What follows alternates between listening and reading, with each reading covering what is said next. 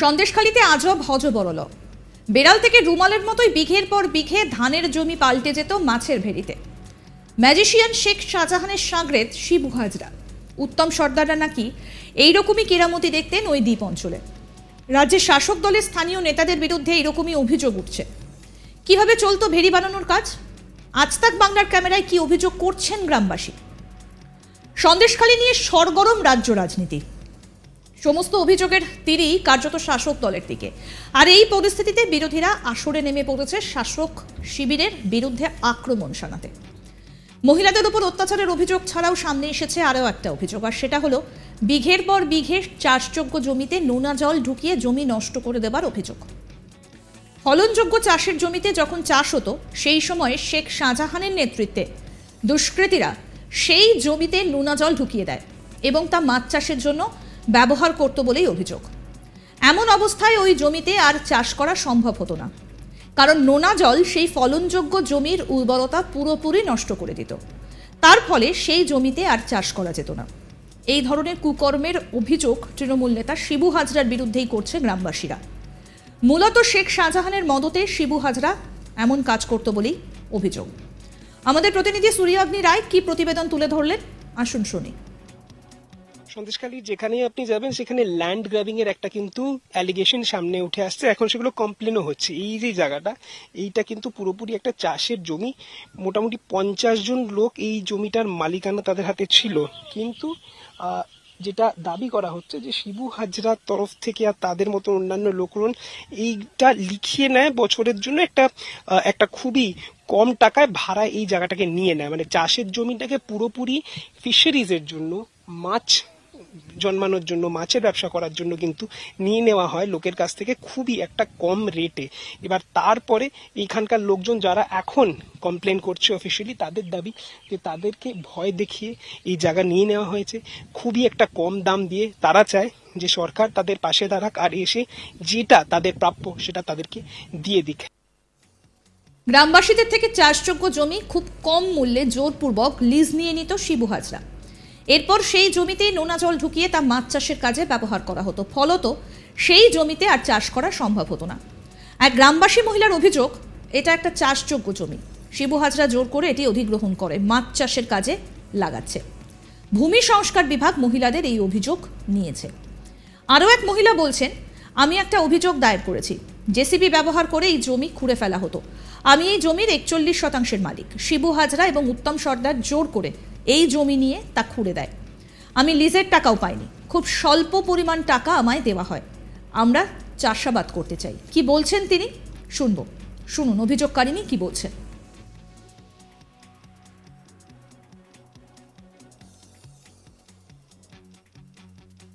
এটার এখন অবস্থা কি? এখানে তো দেখছি মাছের চাষের জায়গা হয়ে গেছে। 41 শতক জমিতেই আমার গরমের ধানের চাষ করা ছিল এবং ধান পাকার মতো হয়ে গেছে। দাদারা এলেন, আমাদের জোরপূর্বক সই করে নিয়ে পাকা ধানে মাটি জেসিবি দিয়ে তুলে নোনা জল ঢুকিয়ে দিল। মানে কারা? শিবুদা, উত্তম দা, শাহজাহান দা, দাদা বলেই বলছি ওনাদের, এখনো দাদা বলেই বলছি। এই যে জমিতে, আপনার জমিতে যে আপনি বলছেন যে মাছ চাষ করছে, সেটা কোনো টাকা পয়সা, কোনো ক্ষতিপূরণ কিছু দিয়েছে? ক্ষতিপূরণ বলতে ন্যূনতম একটা টাকা দিয়েছিল, যেটা আমাদের প্রাপ্য হয়নি। কারণ পাকা ধানে মই দেওয়া, তার ক্ষতিপূরণ কেউ দিতে পারবে?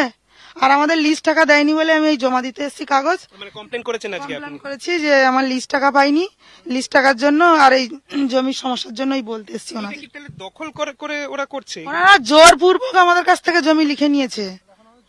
এখন আমাদের জমি ফেরত চাই এবং আমরা সবাই চাষবাস করবো। আমরা এই নোনা জল এলাকায় জল খরচ করতে চাই না। নোনা জল ঢোকায় কি করে? ওখানে পয়েন্ট আছে, সুইচ গেট থেকে নোনা জল ঢোকায় দিয়ে এখানে চাষ করে, মাছের চাষ করে। এরকম কত লোকের জমি এটা, এই পুরো জায়গাটা? এখানে অনেকটা, এটা প্রায় 350 বিঘার মতো ঘের আছে। এবার প্রায় ওরকম 50-60 জন মতো মালিক আছে। তার মধ্যে একজন আপনি? তার মধ্যে আমি একজন।